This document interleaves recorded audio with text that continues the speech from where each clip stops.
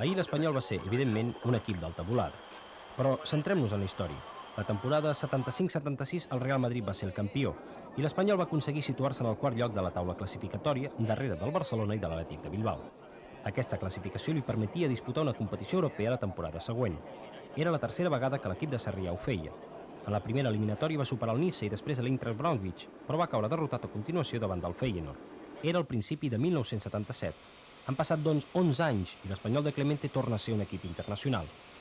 Hem volgut ara que fos un jugador, Miquel Soler, el protagonista d'aquesta història. Ell ens explica com ha anat aquesta tornada a l'Europa futbolística.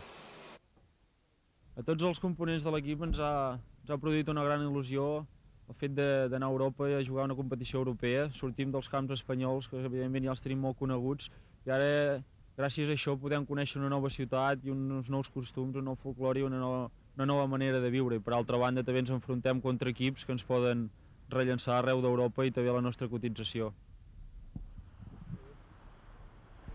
La concentració en realitat consisteix en les activitats que es poden fer. Es pot anar a passejar i anar a visitar una mica la ciutat, hi ha algunes hores per poder fer algunes compres.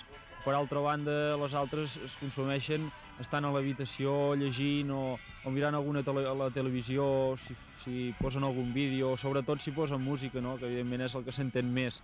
Per altra banda, no és avorrida perquè aquí ens coneixem tots i sempre fem les nostres bromes i la nostra gatzara.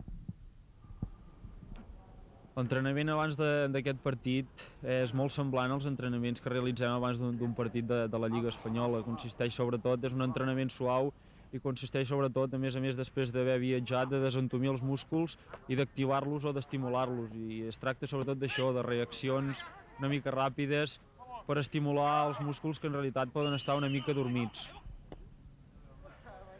Ens ha causat sorpresa i per altra banda estem també molt contents que hagi vingut afició de Barcelona, socis fins i tot, i per altra banda aquí també ens ha rebut una colònia d'espanyols que és molt important perquè ens prestin suport durant el partit. Jo crec que és un aspecte molt important que hi hagi gent, socis i simpatitzants d'aquí que ens ajudin i ens animin.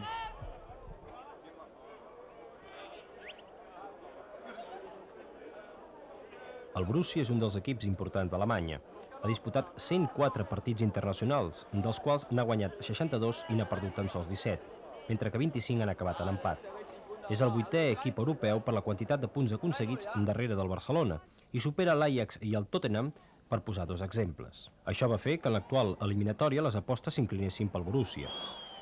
Clemente, durant la concentració de Düsseldorf, no es cansava de repetir que ell i els alemanys no li feien perdre el son i que sabia com no els podien superar.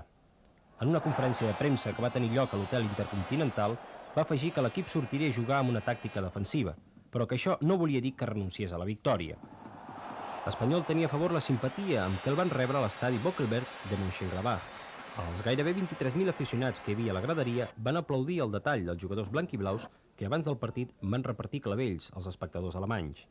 Els aficionats blaugrana tampoc no van poder resistir la temptació d'animar els eterns rivals. Una bandera barcelonista situada al darrere d'una de les porteries s'afegia als gairebé 150 aficionats catalans que s'havien desplaçat fins a aquesta petita ciutat alemanya amb l'esperança de veure com un espanyol novell superava un històric d'Europa. Aquest gol, el gol de Pineda, és el 8è que marca l'Espanyol en la competició de la UEFA. I podia no ser l'últim en el partit d'ahir. La veritat és que el resultat va ser curt. L'Espanyol va fer una bona impressió en aquesta primera sortida internacional. Els aficionats del Borussia, al final, van saber premiar els jugadors de Clemente amb aplaudiments. I quan les busques del rellotge ja s'acostaven a l'hora de l'acabament del partit, molts aficionats ja feia estona que se n'havien anat cap a casa. Els jugadors blanquiblaus manaven en el marcador i també en el terreny de joc. I després d'aquest partit queda ben clar que la truita s'ha girat. Ara, l'Espanyol és el favorit, encara que Clemente aquesta afirmació no li fa gens de gràcia. Després del partit, l'entrenador no somreia a ningú, i és que per ell ahir es va perdre l'oportunitat de sentenciar aquesta eliminatòria. Después de haber hecho este partido y haber ganado aquí en Alemania, pues estoy, no voy a decir cabreado, ¿no? Estoy orgulloso del equipo, pero este es de las eliminatorias que teníamos que haber descansado en el partido de vuelta.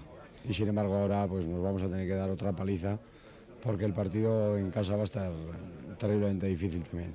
Creo que con un poco más de suerte podríamos haber sentenciado el resultado aquí, pero creo que ya el primer paso es muy importante de cara al futuro, ¿no? Ya lo firmaríamos antes de venir aquí, pero creo que es bien, está bien el resultado. No puedo estar muy contento porque creo que hemos fallado ocasiones, incluido yo, que tenían que haber sido machacados, ¿no? Porque 0-1 está muy bien, estamos muy contentos, pero podíamos haber ganado 3-0 sin ningún problema, no? Jo el que voldria dir una mica a l'afició i als jugadors mateixos que anem amb una mica d'humilitat. Crec que el primer partit va ser una petita cura d'humilitat i el que tenim que fer és treballar cada partit, que crec que els resultats venen per si sols. El Borussia fuera de casa es un equipo peligroso. O sea, el Borussia es un equipo de identidad que todo el mundo conoce y desde luego va a ser muy difícil mantener quizá esta diferencia o aumentarla en Sarrià. Yo espero pasar la eliminatoria. Sens dubte el protagonista del partit ha estat Michel Pineda. Què creus que representa per l'Espanyol el gol que tu has marcat? Bueno, el gol, la verdad que sobre todo